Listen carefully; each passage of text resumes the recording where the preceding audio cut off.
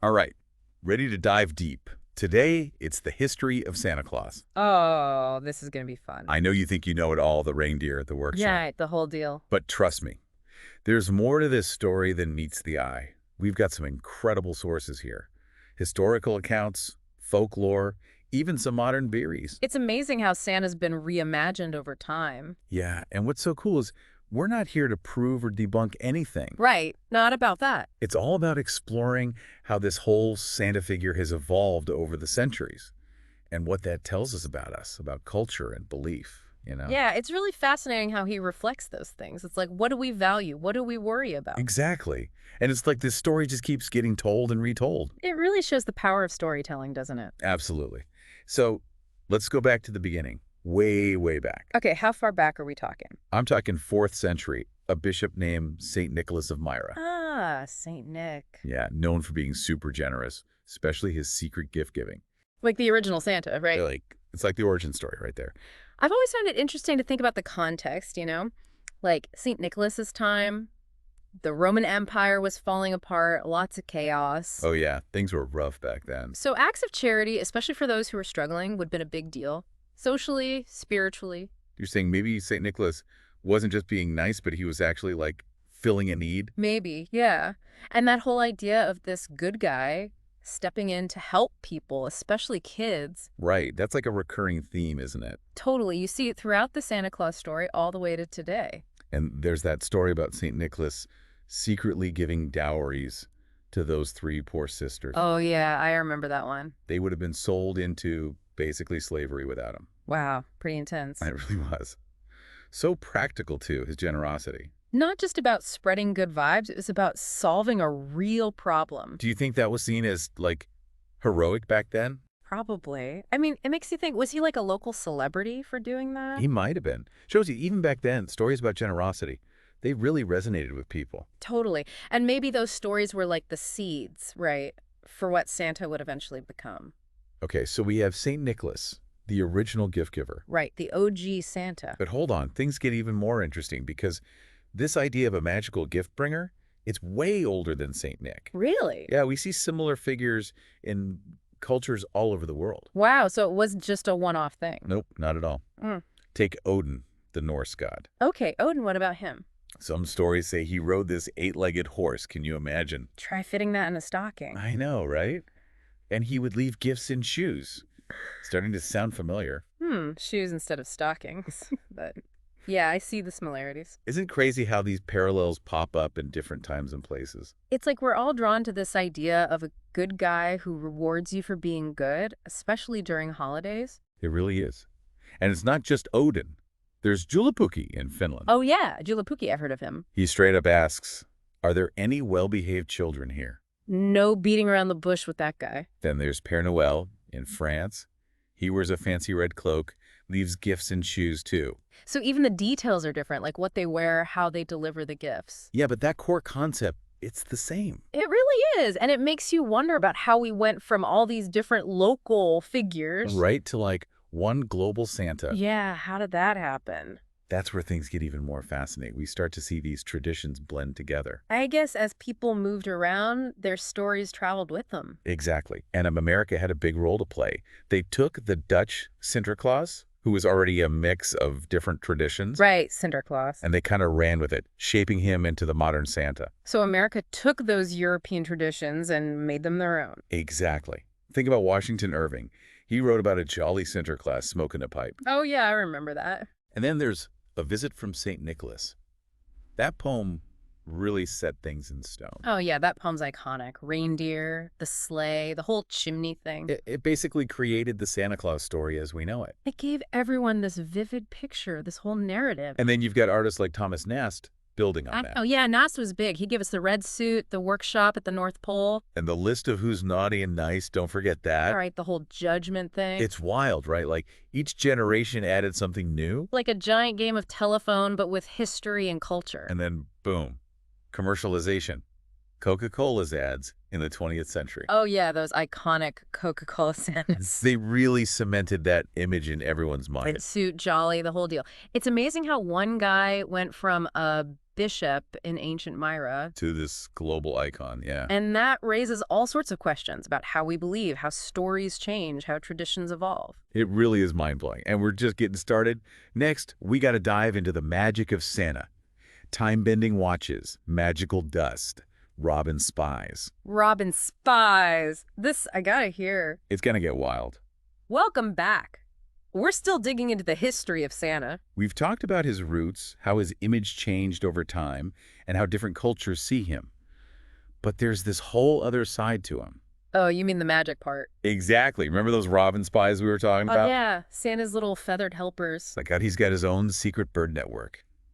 But before we get to them, what about that slow-mo watch?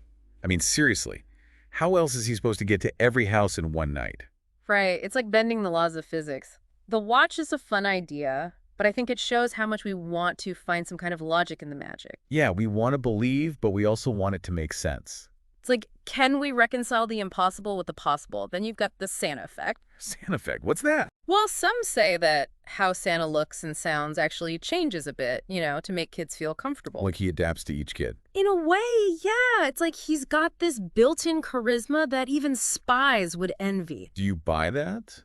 Or is it just a story? I think there's something to it. Like, if a kid expects Santa to be nice, they're probably going to see him that way no matter what. So it's the kid's belief that makes the magic real. Maybe. And then you have all these different magical dusts. Star, fairy, pixie. Like, Santa's got a whole bag of tricks. Wait, dusts? I thought it was all cookies and reindeer. What do these dusts even do? Oh, the usual. Healing, erasing bad memories, blowing open doors. Okay, that escalated quickly. Healing and blowing things up. That doesn't sound very kid-friendly. It does add a little edge, doesn't it? Like, stardust can supposedly heal you, even make you immortal, but only if a certain elf king uses it. Fairy dust, that's for forgetting bad stuff, mending broken hearts. But pixie dust, whoa, that's the dangerous one. It can blast open doors and even melt frozen hearts.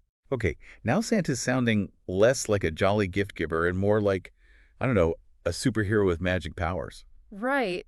It makes you wonder what he's doing with all that power. I mean, if he can heal people, why not solve all the world's problems? Why just focus on toys? Yeah, good point.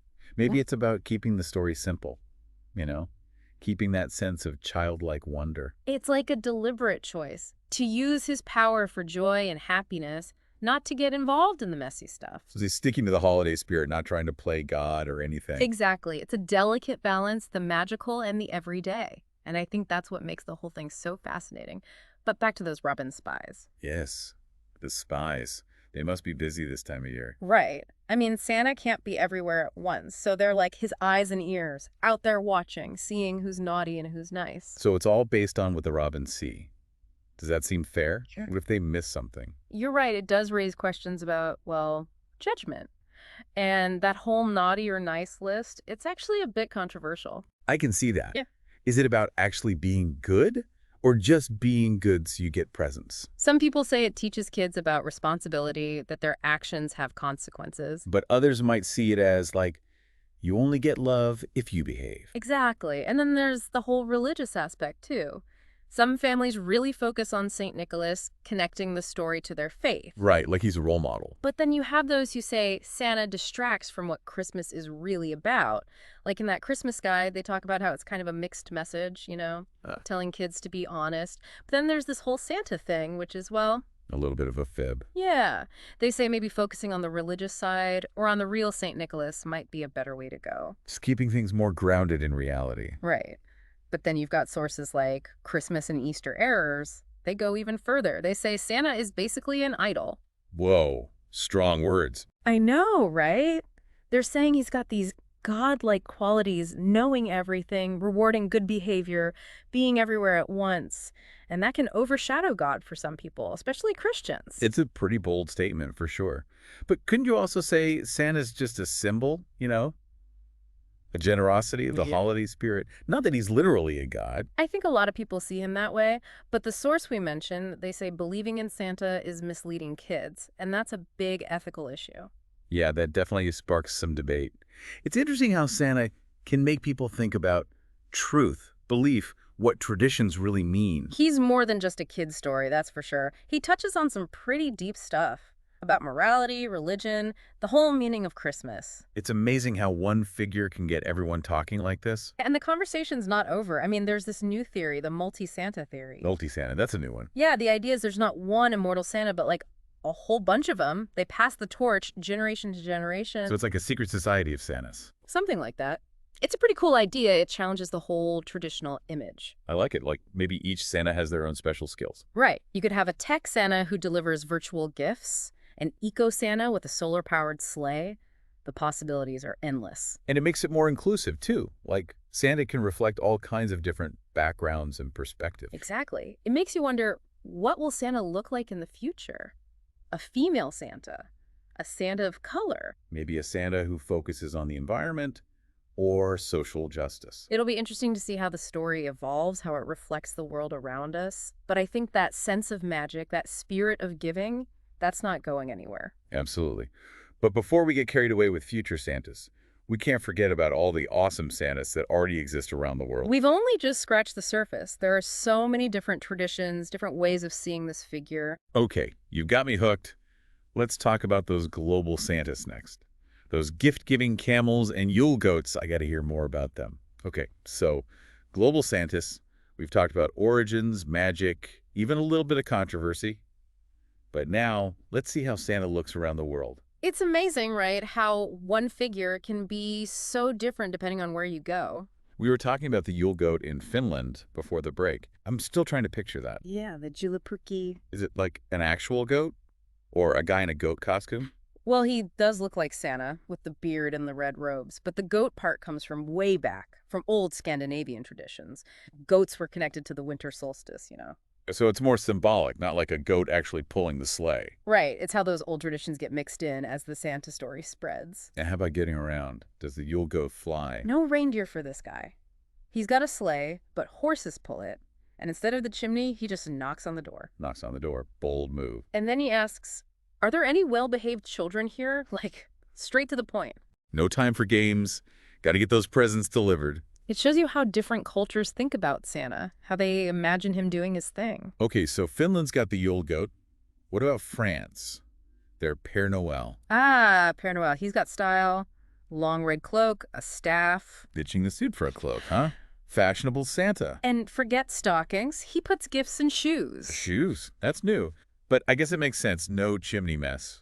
Although I wouldn't want to be him if there are pets in the house. True. Things that get chewed up pretty quick.